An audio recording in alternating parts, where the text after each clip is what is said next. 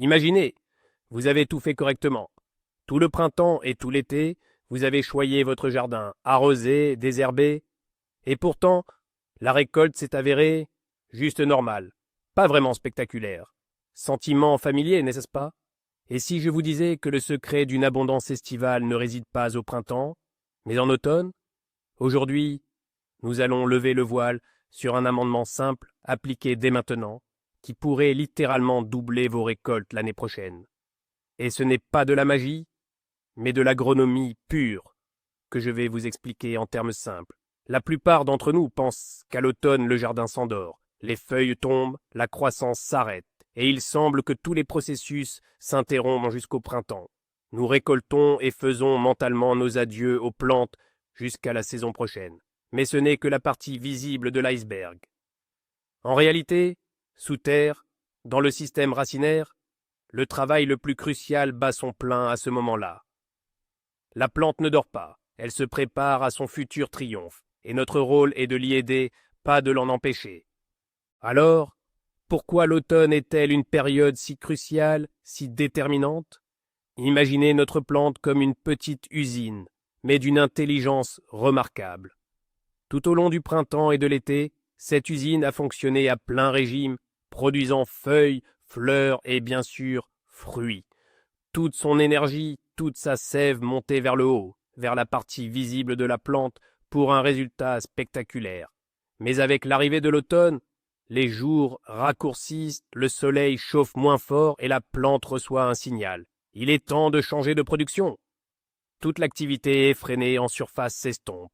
La plante cesse de dépenser de précieuses énergies pour la croissance de nouvelles pousses ou de feuilles. Au lieu de cela, elle enclenche un processus des plus vitaux, bien qu'il nous soit invisible. Toute l'énergie accumulée pendant l'été, tous les éléments nutritifs, elle les transfère vers le bas, dans son système racinaire. C'est un peu comme un propriétaire prévoyant qui, avant l'hiver, remplit soigneusement ses caves et ses celliers. Les racines, durant cette période, ne se contentent pas de s'endormir. Au contraire, elles grandissent activement, s'épaississent, constituant de solides réserves pour affronter les longs mois d'hiver.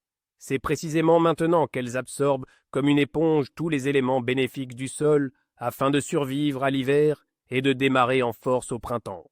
Notre rôle est donc de veiller à ce que ce cellier souterrain soit bien garni pour qu'elles aient de quoi se nourrir. Maintenant, jetons un œil sous la surface du sol et voyons ce qui s'y passe. Ne considérez pas le système racinaire de votre arbre ou de votre arbuste comme un simple ancrage dans le sol. Voyez-le plutôt comme une puissante batterie. Tout au long de l'automne, cette batterie est en pleine phase de recharge. Elle emmagasine l'amidon, les sucres et bien sûr les éléments nutritifs que nous l'aidons à puiser dans le sol. C'est sa réserve stratégique d'énergie pour affronter tout le long et rigoureux hiver. Lorsque les premiers rayons de soleil réchaufferont l'atmosphère au printemps, la plante aura besoin d'une quantité colossale d'énergie pour son réveil. Il lui faudra faire éclore ses bourgeons, déployer ses premières battes feuilles et former ses futurs boutons floraux. Et d'où puisera-t-elle cette énergie si le sol est encore froid et que les racines ne fonctionnent pas encore à plein régime? Exactement. De cette fameuse batterie que nous avons si soigneusement chargée à l'automne. Si cette batterie est chargée à 100%, nous obtiendrons un démarrage puissant, voire explosif. Mais si elle a à peine emmagasiné d'énergie, alors le réveil printanier sera mou et lent, voire anémique. Voilà pourquoi un système racinaire fort, sain et gorgé de réserves d'avant l'hiver, ce n'est pas simplement bien, c'est la garantie de votre future récolte. Et c'est précisément ici, au moment le plus crucial, que de nombreux jardiniers, même les plus chevronnés, commettent la même erreur fatale. Ils agissent par réflexe, comme ils le feraient au printemps. Que faisons-nous au printemps? Eh bien, nous apportons des engrais riches en azote pour stimuler une croissance luxuriante du feuillage. Et c'est ainsi que, par simple habitude, à l'automne, on ressort le même compost, le même fumier ou le même nitrate d'ammonium. Mais à l'automne, l'azote n'est pas un ami. C'est bel et bien l'ennemi numéro 1 de nos plantes vivaces. Imaginez que vous disiez à une plante « Vas-y, pousse !» lance de nouvelles pousses et de jeunes feuilles. Et pourtant, les gelées sont déjà imminentes. la plante, recevant sa dose d'azote, obéit docilement et se met à produire de jeunes pousses. Ces pousses délicates et encore fragiles n'ont tout simplement pas le temps de mûrir et de souter avant l'arrivée des grands froids. Et la première gelée sérieuse les anéantira sans merci. Au final, la plante aura non seulement gaspillé de précieuses forces qu'elle aurait dû stocker dans ses racines, mais elle se retrouvera aussi avec des plaies ouvertes là où les pousses ont gelé, offrant une porte d'entrée aux maladies. Ainsi, en pensant bien faire, nous affaiblissons au contraire la plante juste avant la période la plus critique de son existence. Notre premier acteur entre en scène, le phosphore. Cet élément est crucial pour le développement du système racinaire et le stockage de l'énergie. Voyez-le comme le maître d'œuvre du socle de vos futures récoltes. C'est le phosphore qui dicte à la plante: assez de développer les parties aériennes, il est temps de renforcer les racines. Il ne stimule pas la croissance de la masse verte principale, mais plutôt celle des radicelles absorbantes, ces minuscules filaments qui nourriront la plante tout au long de l'hiver et du printemps. Plus cette toile souterraine est dense et vigoureuse, plus la plante pourra puiser de nutriments et d'humidité. Le phosphore n'est pas un sprinter qui offre un résultat rapide mais éphémère. C'est un marathonien qui agit lentement mais sûrement, posant les fondations des succès futurs. Il aide la plante à stocker efficacement l'énergie, la transformant en une sorte de réserve pour l'hiver, qui seront ensuite libérées aux premiers rayons du soleil printanier. Sans un apport suffisant en phosphore, les racines resteront faibles, et par conséquent, tout accumulateur ne sera chargé qu'à moitié. Le phosphore, notre élément clé, peut compter sur l'aide précieuse de son fidèle et indispensable allié, le potassium. Si le phosphore est le bâtisseur des fondations, le potassium, lui, agit comme l'ingénieur en sécurité et en isolation thermique. Sa mission principale est de préparer la plante à affronter le stress, en particulier le froid et le gel. Le potassium rend la sève cellulaire plus dense et plus concentrée. C'est un peu comme remplacer l'eau par de l'antigel dans un circuit de chauffage. Cette sève ainsi concentrée gèle à une température bien inférieure. Cela permet aux cellules végétales de devenir plus élastiques, évitant ainsi leur éclatement dû aux cristaux de glace lors des fortes gelées. De plus, le potassium est le facteur clé de l'immunité des plantes. Il aide la plante à résister à diverses maladies fongiques et bactériennes qui s'attaquent à tout particulièrement aux organismes affaiblis par le froid. En somme, le potassium habille les racines et les branches d'un épais manteau protecteur, chaud et impénétrable, les protégeant ainsi des rigueurs de l'hiver et des maladies. Sans lui, même la plante la plus robuste se retrouverait sans défense face aux assauts de l'hiver. Le secret d'une fertilisation automnale réussie est d'une simplicité et d'une logique enfantine. Il s'agit d'apporter à la plante exactement ce dont elle a besoin à ce moment précis, tout en évitant scrupuleusement ce qui pourrait lui nuire. Retenez cette règle d'or du jardinier à l'approche de l'hiver. Un maximum de phosphore et de potassium et un minimum, voire idéalement pas du tout, d'azote. Inutile de se compliquer la vie avec des schémas complexes ou des dizaines de sachets différents. L'essentiel des soins automnaux repose sur seulement 2 éléments. Le phosphore, P, développe des racines robustes, véritables réservoirs d'énergie. Le potassium, K, protège la plante du gel et des maladies. L'azote, N, quant à lui, stimule une croissance inutile et affaiblit votre végétal. Lorsque vous êtes au centre de jardinage, face à l'immense rayon des engrais, cherchez simplement sur l'emballage les précieuses lettres P pour phosphore et K pour potassium. Si vous repérez un grand N pour azote dans la composition, cette boîte, gardez-la plutôt pour le printemps. Cette simple information vous évitera bien des erreurs et vous aidera à agir au mieux en dirigeant les forces de la plante dans la bonne direction, vers une préparation optimale pour l'hiver et non vers une croissance végétative automnale superflue. Bon, la théorie, c'est clair. Mais concrètement, qu'est-ce qu'on achète et qu'on incorpore au sol? Nous allons examiner les options les plus simples accessible et efficace. Et en tête de notre liste, on trouve le superphosphate. Ne vous laissez pas intimider par son nom. C'est l'un des engrais les plus éprouvés, plébiscités par des millions de jardiniers depuis des décennies. Il existe en version simple et double, le superphosphate double étant simplement plus concentré. Son atout majeur pour l'automne? Sa très lente dissolution dans la terre. Les granules de superphosphate ne sont pas lessivées par les pluies. Elles restent bien en place et libèrent leur phosphore aux racines, progressivement, petit à petit. Ce processus se poursuit durant tout l'automne, tout l'hiver, et même jusqu'au début du printemps. En d'autres termes, vous mettez en place une source de nutriments à libération prolongée, qui nourrira vos plantes pendant près de 6 mois. C'est un peu comme déposer dans une cheminée une bûche qui se consume lentement, diffusant une chaleur constante toute la nuit, au lieu d'une petite brindille qui flambe et s'éteint en 5 minutes.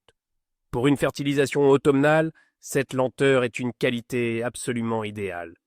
Si vous êtes un fervent défenseur de l'agriculture biologique et que vous cherchez à éviter les produits chimiques, une excellente alternative s'offre à vous, la farine d'os. C'est un produit entièrement naturel, obtenu par le broyage d'os d'animaux. La farine d'os est une source naturelle et organique du fameux phosphore à libération lente. En bonus, elle apporte également du calcium, un nutriment aussi très bénéfique pour vos plantes. Son action est même plus lente que celle du superphosphate. Une fois incorporée au sol, elle commence à se décomposer très lentement sous l'action des micro-organismes, libérant progressivement ces précieux nutriments. Cela garantit une action d'une douceur optimale et un effet prolongé. La plante puisera dans cette réserve exactement le phosphore dont elle a besoin, au moment opportun. La farine d'os est le choix parfait pour ceux qui souhaitent nourrir leur jardin comme la nature l'a prévu, lentement, naturellement, et sans aucune hâte. Parfait. Pour le phosphore, c'est réglé. Mais où trouver son fidèle allié, le potassium? Et là, une solution que presque tous les jardiniers ont à portée de main nous vient en aide. Il s'agit de la bonne vieille cendre de bois. Celle qui vous reste après avoir brûlé des branches dans un tonneau ou après vos belles soirées au coin du feu. Seule condition importante, elle doit provenir uniquement de bois propre ou de résidus végétaux, sans plastique, sans déchets et surtout sans papier glacé. La cendre de bois, ce n'est pas seulement une source gratuite et naturelle de potassium, c'est un véritable cocktail naturel d'éléments nutritifs. En plus du potassium, elle contient du calcium, du magnésium, du phosphore et une trentaine d'autres oligo-éléments absolument vitaux pour vos plantes. Et il y a un autre avantage de taille. La cendre a une réaction alcaline et désacidifie merveilleusement bien le sol. Or, dans la plupart des jardins, le sol a tendance à s'acidifier avec le temps, ce qui entrave l'assimilation des nutriments par les plantes. Ainsi, en apportant de la cendre, vous faites d'une pierre deux coups. Vous offrez une alimentation riche en potassium et vous améliorez à la fois la structure et l'acidité de votre sol. Arrêtons-nous un instant pour déconstruire un mythe automnal très populaire, mais ô combien dangereux. Ce mythe affirme que le fumier est l'engrais idéal en toutes circonstances. Épandez-le à l'automne avant de bêcher et votre jardin prospérera. Cela semble convaincant, d'autant que nos grands-parents faisaient déjà ainsi. Pourtant, une erreur majeure se cache derrière cette idée. Certes, le fumier bien mûr ou le compost constituent une excellente matière organique. Cependant, le fumier frais, celui qu'on reçoit souvent dans les jardins à l'automne, causera bien plus de tort que de bien. Pourquoi?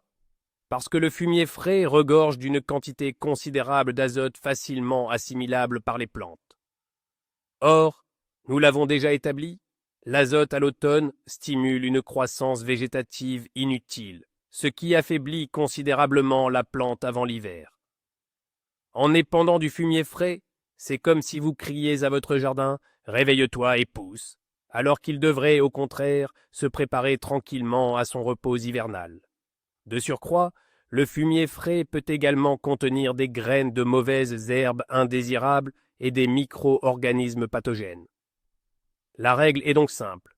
toute matière organique fraîche, qu'il s'agisse de fumier ou d'herbes fraîchement coupées, doit être mise au compost. Laissez-la y mûrir tranquillement. Nous la réintroduirons dans le jardin au printemps, au moment où l'azote sera véritablement bénéfique et nécessaire. Bon, nous avons choisi les bons engrais, mais comment les appliquer pour en tirer le maximum de bénéfices? Il y a une règle d'or à retenir une fois pour toutes. Ne jamais épandre les engrais directement au pied de l'arbre ou de l'arbuste. C'est presque inutile. À la base du tronc se trouvent des racines épaisses et conductrices qui fonctionnent comme des artères de transport. Elles ne sont pas capables d'absorber les nutriments du sol. Tout le travail d'absorption de l'eau et des nutriments s'effectue à la périphérie du système racinaire. C'est là que se trouvent des millions de radicelles, fines comme des cheveux, et qui sont responsables de cette absorption. Mais où se situe exactement cette périphérie? La règle est simple, elle correspond approximativement à la projection de la couronne de l'arbre. Autrement dit, si vous vous tenez sous l'arbre et que vous étendez les bras comme ses branches, c'est dans ce cercle, à l'aplomb de l'extrémité des branches, que vous devez apporter l'engrais. C'est précisément là que se trouve la table à manger de votre plante, et c'est là qu'il faut lui servir ses plats. Prenons des exemples concrets. Considérons des arbres fruitiers adultes comme les pommiers, les poiriers ou les cerisiers. Se contenter de répandre l'engrais à la surface du sol, à leurs pieds, est une option acceptable mais loin d'être la plus efficace. Surtout si votre pelouse est dense et compacte. Une partie des nutriments risque alors de ne pas atteindre les racines en profondeur. Il existe donc une méthode bien plus performante. Munissez-vous d'une tarière de jardin, d'un pied de biche ou simplement d'un manche de pelle. Autour de la périphérie de la couronne, comme nous l'avons déjà évoqué, réalisez 10 à 15 trous ou perforations peu profonds, d'une vingtaine ou trentaine de centimètres de profondeur. C'est très simple à mettre. Ensuite, répartissez et versez uniformément votre mélange de superphosphate et de cendre directement dans ces trous. Après cela, vous pouvez simplement tasser les trous avec le pied. De cette manière, vous apportez les nutriments de manière ciblée directement dans la zone où se trouvent les racines actives. Ceci assure que votre engrais sera entièrement utilisé par l'arbre et ne profitera pas aux mauvaises herbes en surface. Sans ça, passons maintenant aux arbustes à petits fruits. Cassissiers, groseilliers, groseilliers à maquereaux et camrisiers. Tous ces petits fruitiers réagissent merveilleusement bien à ce type de soins automnal. Leur entretien est bien plus simple que celui des grands arbres. Leur système racinaire est plus compact et situé plus près de la surface. Il n'est donc pas nécessaire de creuser de trous. Il vous suffit de répandre délicatement les granulés de superphosphate et les cendres au pied de chaque arbuste, c'est-à-dire autour de la base du plant, en laissant un espace de 15 à 20 cm sur un rayon d'environ un demi-mètre. N'accumulez pas tout au même endroit, veillez à distribuer l'engrais de manière homogène. Après avoir répandu la fertilisation, munissez-vous d'un petit râteau ou d'une binette et, très délicatement, sur 5 à 7 cm de profondeur seulement, incorporez l'engrais à la couche superficielle du sol. Il suffit de les mélanger à la terre. Cela permet aux granulés d'entrer plus rapidement en contact avec l'humidité du sol et de commencer leur action. Ensuite, vous pouvez pailler le pied des arbustes avec du compost ou du terreau bien mûr. Cela agira comme une couverture protectrice pour l'hiver. Et la beauté dans tout ça? Car un jardin, ce n'est pas seulement la récolte. N'oubliez pas non plus vos fidèles vivaces, rosiers, pivoines, phlox, hémérocalles, hostas. Elles aussi, tout comme vos arbres fruitiers, se préparent pour l'hiver et forgent leur potentiel pour la saison à venir. C'est précisément de leur fertilisation automnale que dépendra l'abondance et la splendeur de leur floraison l'année prochaine. Le principe est absolument le même. En automne, l'azote leur est catégoriquement inutile, tandis que le phosphore et le potassium sont vitaux. Le phosphore aidera à développer un système racinaire robuste, capable de résister facilement au gel. Quant au potassium, il renforcera les tiges et les bourgeons floraux, améliorant ainsi leur résistance hivernale. Alors, n'hésitez pas à reprendre le même mélange de superphosphate et de cendre, et à le répandre délicatement autour du pied de vos rosiers ou au centre de vos massifs de pivoine. Ensuite, incorporez-le de la même manière peu profondément dans le sol. Ce simple geste d'entretien automnal est votre garantie qu'en juin, vous ne contemplerez pas 3 modestes fleurs, mais un véritable nuage de bourgeons somptueux et éclatants.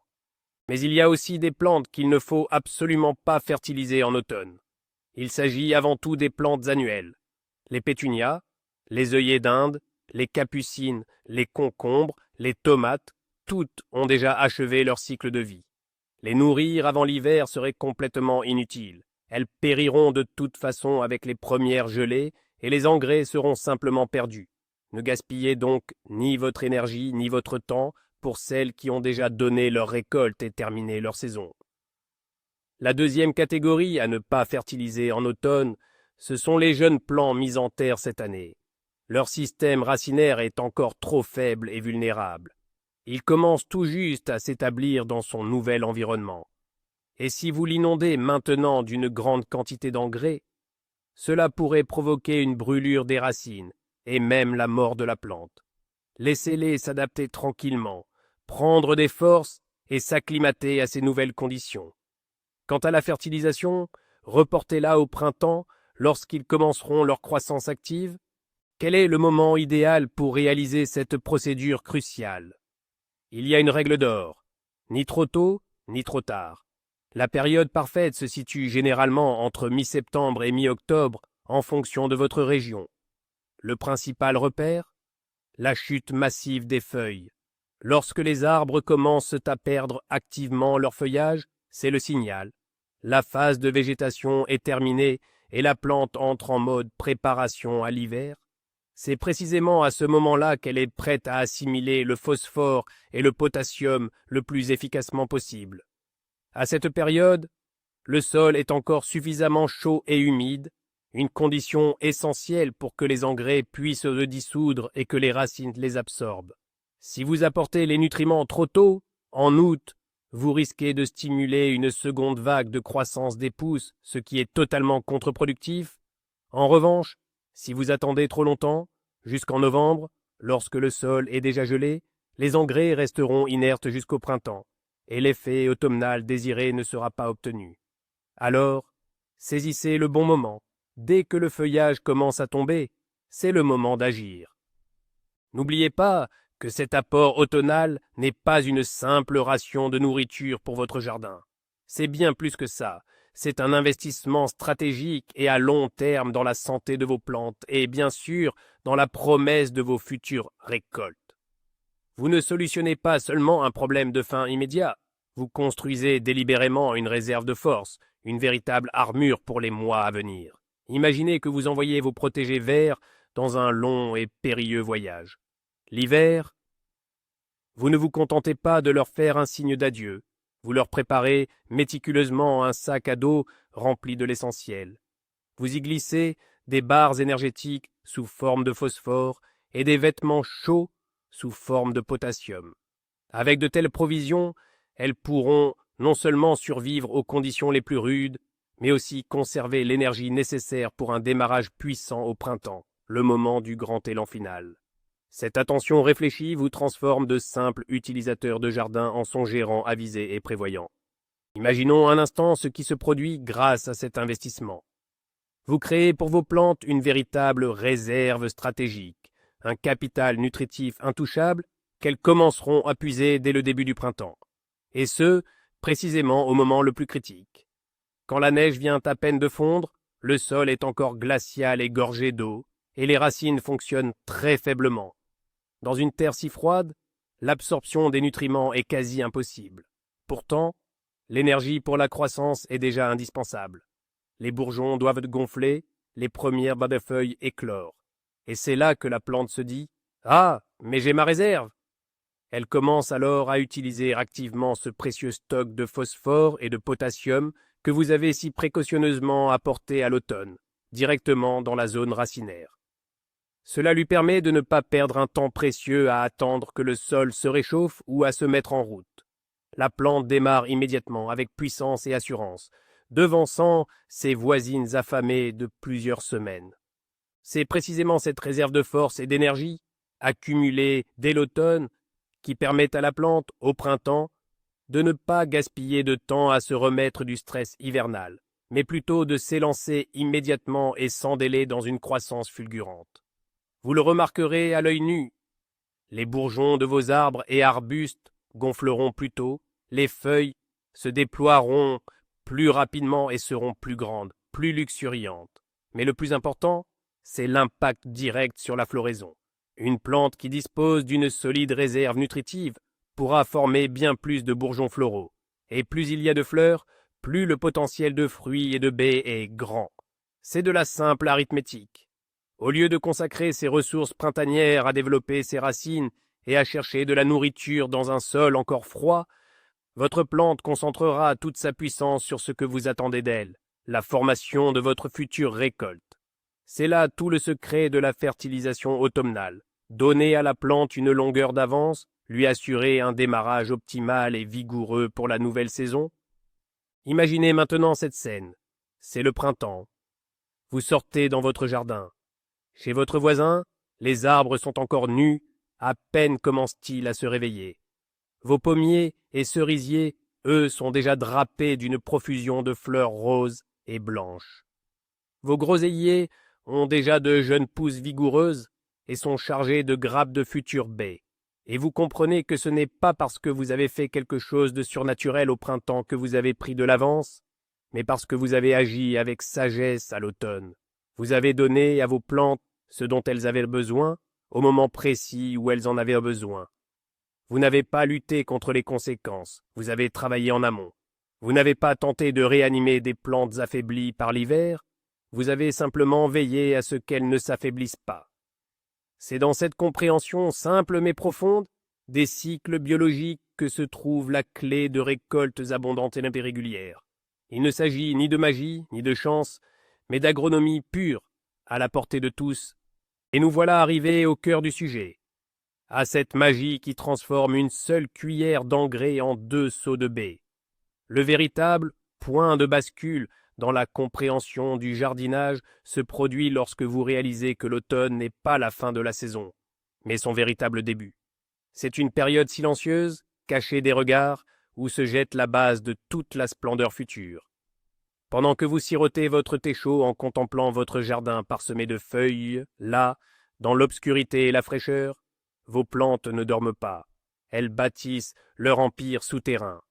Le phosphore que vous avez apporté développe un réseau de racines puissantes. Le potassium, tel un sage régisseur, renforce chaque cellule, la préparant au souffle glacial de l'hiver. C'est un travail colossal dont vous ne verrez les résultats que 6 mois plus tard. Et lorsque, au printemps, votre arbre se couvrira d'une quantité incroyable de fleurs et que votre groseillier pliera sous le poids des baies, vous saurez ce n'est pas un miracle, c'est le fruit de votre sagesse automnale. Ainsi, un seul apport d'engrais à l'automne, riche en phosphore et en potassium, n'est pas qu'une simple technique agricole. C'est votre contribution consciente à la récolte future, une contribution qui sera récompensée au centuple. Vous offrez à vos plantes le meilleur départ possible. Merci d'avoir regardé cette vidéo jusqu'au bout. Si elle vous a été utile et que vous avez appris quelque chose de nouveau, n'oubliez pas de mettre un pouce bleu et de vous abonner à la chaîne pour ne pas manquer nos autres secrets de jardinage. Et maintenant, une question pour vous. Quels sont vos propres secrets d'automne au jardin? Utilisez-vous peut-être des engrais spécifiques, éprouvés par le temps?